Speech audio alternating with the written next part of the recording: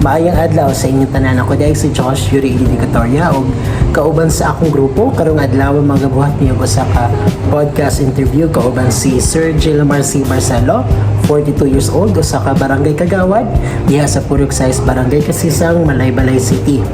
Ug karong adlaw makighinabi ta kang Kagawad para makadungog sa inyong mga opinyon, mga mensahe mahitungod sa usa ka pagka-inobatibong leader. Sa ato nang pagkasugdan.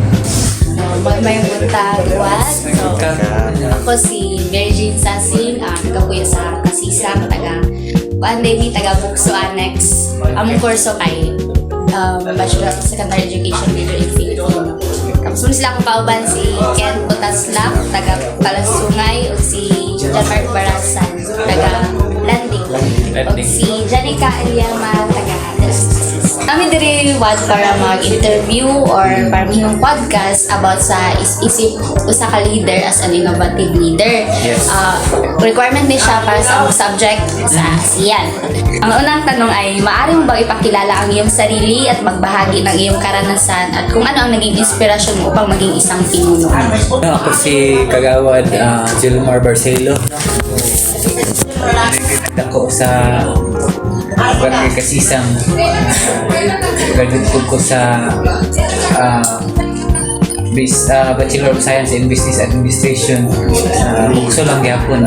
So, batch 2006. Dugay-dugay na, pinulang na. Dugay 2006. Kung ika-share sa inyo, no, isip usa ka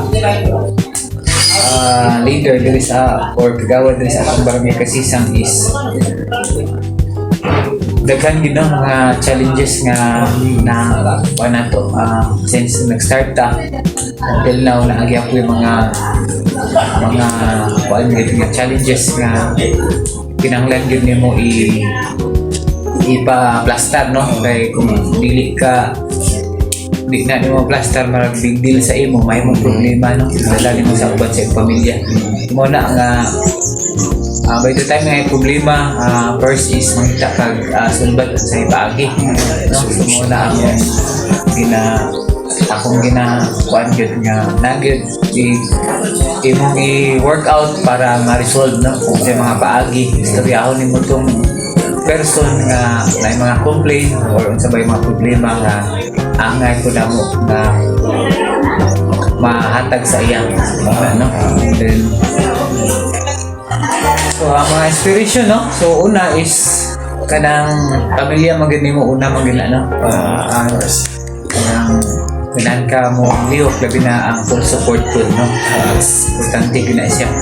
And then diri po sa workplace nimo dapat isama po ka, hindi pwede nga iya ka sa trabaho nimo. Dapat may mga trabaho diri dili nimo ikuan, ikaw lang dapat i-share sa tanan para ang trabaho dali ra siya mahuman. Ang pagkaduha, unsay feeling nimo wad nga isip usa ka leader nga giserbisyo sa katawahan? So feeling na ako, no, so far, no, sa ako since 2018 pa man ko nag-start. Dapat feeling ako is the same lang yapon ko nga person, no, nga maduulan, friendly sa tanan. Mga yapon na ang wala usab sa ako ang padayon yapon na ako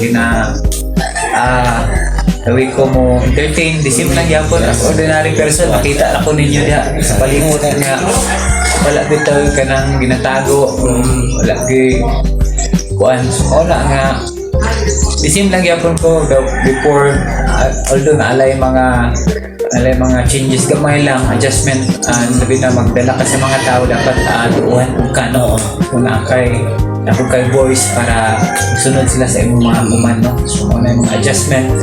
Pero the way sa gawas, the same lang yapon, no, or yapon friendly, smiling. Ulit daw siya. So, nice kayo. Kagawad leadership. Innovative leadership. So, innovative, so mga innovation, no? So, dili na ta itong mga kinaraan, no? Person-centered diri. So, dili na kita atong tradisyon nga sila tagsulat-sulat mo is gahatag may television so ana no nanay mga computer nila para pag print out dayon sa mga ilang mga activity sa mga bata automatic na no mga isa innovative na mo at the same time napod tayo mga internet no access kay para pag cellphone dali ra man mo na yung mga innovation diri sa akong barangay nga karon nag-exist na siya no mo na ang mga innovation nga among nabuhat na nga pangutahan na wad is unsa imong pamaagi sa pag-leader sa among katawhan mo nga leadership style ano ba? So ako lawi ko mo sa akong leadership is i-place din ako ng tao dong dili pwede nga ako ra tingog pasunod no so unsay ko sa kadaghanan paminawon ako sila para napud ko idea no so mo na kuha ko mga idea sa uban pud dili lang akong idea para madungagan by the time ma-implement ka mga project or mga unsay mga programa nimo at least nag-gather na nimo tanan nga mga kuan nila suggestion so dali ang dayon siya pagkuan kaya na ako pagkuan Kung sa imong achievements nimo or diri sa inyong organization dahil sa leadership? so mga achievements no especially sa ako is kuan man ko committee ko sa infrastructure no more on mga projects din no una is dali sa barangay Kasisang so far naka-project namin og mga estimated more or less 500 solar lights street lights no ang barangay Kasisang na dako ang barangay Kasisang pero kulang pa gid siya no so muna atong project and then ato tayo mga renovation na sa atong mga daycare center no kay kadaghan na ang mga bata sila so dapat ma-address na to na atong gaimo gid ni ga-improve ga-expand mi sa among mga daycare center para ma-cater ang mga bata no kay mao man ginabisic education suportahan gyud namo. And then kanang mga kuan na to mga rescue vehicle na ata mga patrol car na ginapalit yun budgetan na mo para by the time ay mga emergency na may magamit no especially sa peace and order na to during sa gabi mag-roading na sila no para ma-preventa ang mga crimes na may panghitabo. So far, daghan pa man kaayo, pero I think di na siya nako-usap ka lang. Ay, usa ka leader nga imong ginatan-or idolo bahin sa innovation o nganong siya. So far no sa nakita na ko no akong pinaka kuan gid is mentor or gina-idol nimo siya is si kuan gid Mayor Warren Pabillaran. So Warren ay siya So far ako kayang mga programa. So makita gid nimo ang yang leadership nga pili lang tong tanan mga napili lang yang sibisyon tanan yung community sa agriculture sa tanan no so mo na nga sa mga innovation daghan kay mga kuan sa city no na ang ginang kanang mga sa business nila one stop shop dali na kaikat kay na yung mga innovation na nabuhat dali ra ang mga process siya gid no kay so far mga project basta gid tanan no tanan barangay diri sa Malaybalay ginatagaan ni project nga fair sa tanan no so siya kinapili either kontra ba to niya sa election supporter ba to niya wala gid no so yeah is balance ang pag-implement sa mga project siya akong nice Idol niya si Warren. So kadiwad, unsa imong pamaagi aron mapadayon ang innovation sa imong team or diri sa Kasisang? So ano lang no, una is para mapadayon na is kinahanglan gyud mo ang full support sa council sa body no. Kay kung dili suportahan dili man gyud na siya mag-materialize. Una nga among kapitan kami mga kagawad is one team gyud mi para sa among pagserbisyo nga especially anong mga innovation no. Padayon na gyapon mi kay mao naman gid ang mga trend karon no na pareha ninyo mga young generation.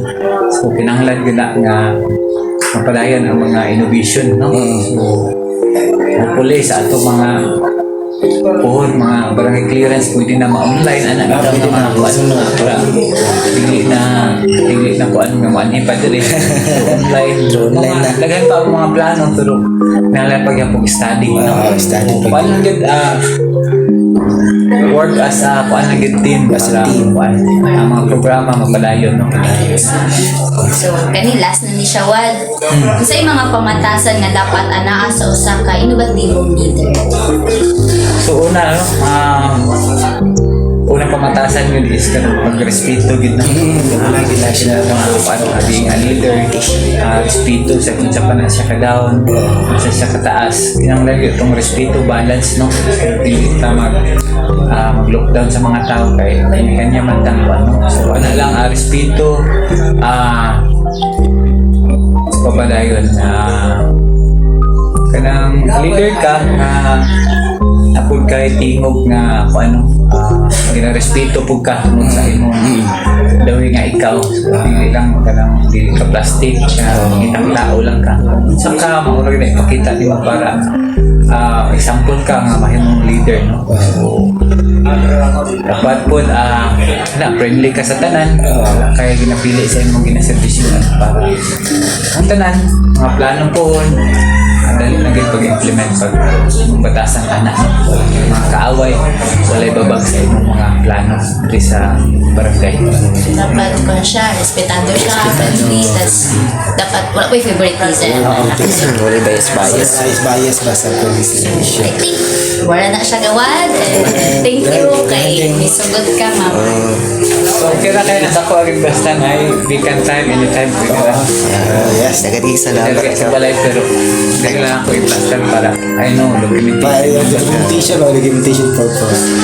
Na-inspire gid mi kagawad sa imong mga idea ga mga ideas gid siya gid siya. Sa leadership. You are the best example of innovative leader sa Kasisa. Like Kasisa. sa pag-appreciate na. Ikaw sa Wad no? Number 1 ka gawad? Yes.